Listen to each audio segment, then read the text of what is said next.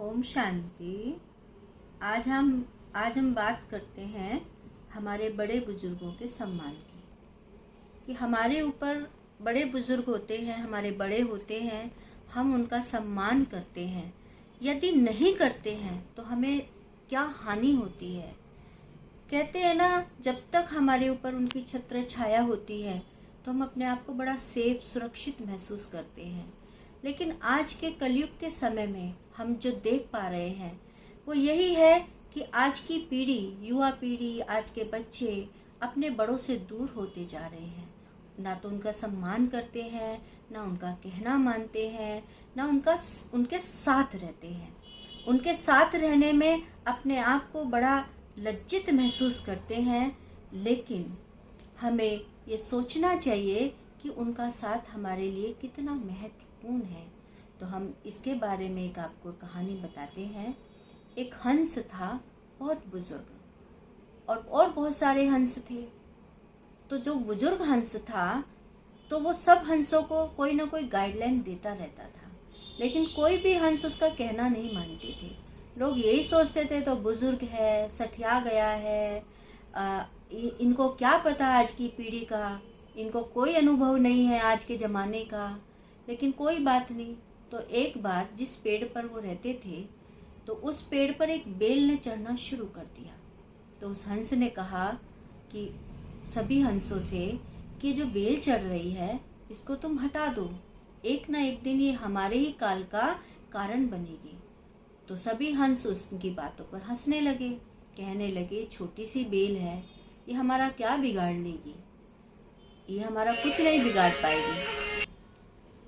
तो कुछ नहीं बिगाड़ पाएगी तो उन बड़े बुजुर्ग हंस ने सोचा कोई बात नहीं, लेकिन एक दिन जब उन पर बीतेगी तब उन्हें खुद महसूस होगा। कोई बात नहीं।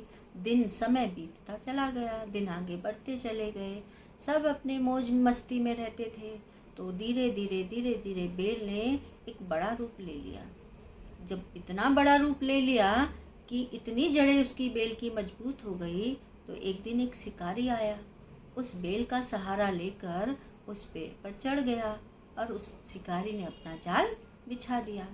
जब शाम को सभी हंस लौटे अपना शाम के समय, तो उस समय उस जाल में फंस गए। जब जाल में फंस गए तब उन्हें उस बुजुर्ग हंस की बात याद आई कि उन्होंने हमसे कहा था, लेकिन हमने उनका कहना नहीं माना। तो अब जो बुजुर्ग हंस था उसने भी अपना मुख मोड़ लिया। उसने कहा तुमने माना नहीं, अब भुगतो अपनी बात को। तो फिर सब हंसों ने सोचा कि ये बड़े बुजुर्ग हैं, इनके पास अनुभव है, जरूर इनके पास कुछ न कुछ इस बात का तोड़ होगा जिससे हम इस दुविधा से निकल सकें।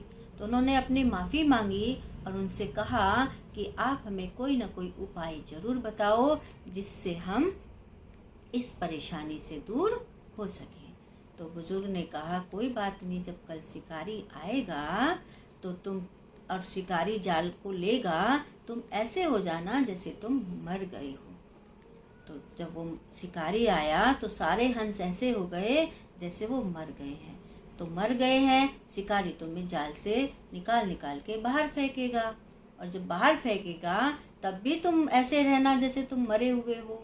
जब तक लास्ट का हंस न निकल जाए और मैं सीटी न बजा दूं, तब तक तुम ऐसे ही रहना जैसे मरे हुए हो। जब शिकारी ने देखा ये तो सारे हंस मरे पड़े हैं, तो उसने निकाल निकाल के फेंकता गया।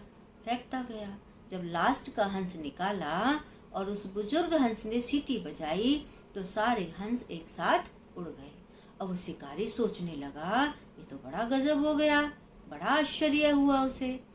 तो उसने, इस बात से हमें यही सीख मिलती है कि बड़ों के अनुभव, बड़ों की छत्र छाया, बड़ों के जीवन में हमें इतनी सीख मिलती है जो हमारे जीवन को सुखद अनुभव देती है, जो हमारे जीवन की उन्नति में बहुत काम आते हैं।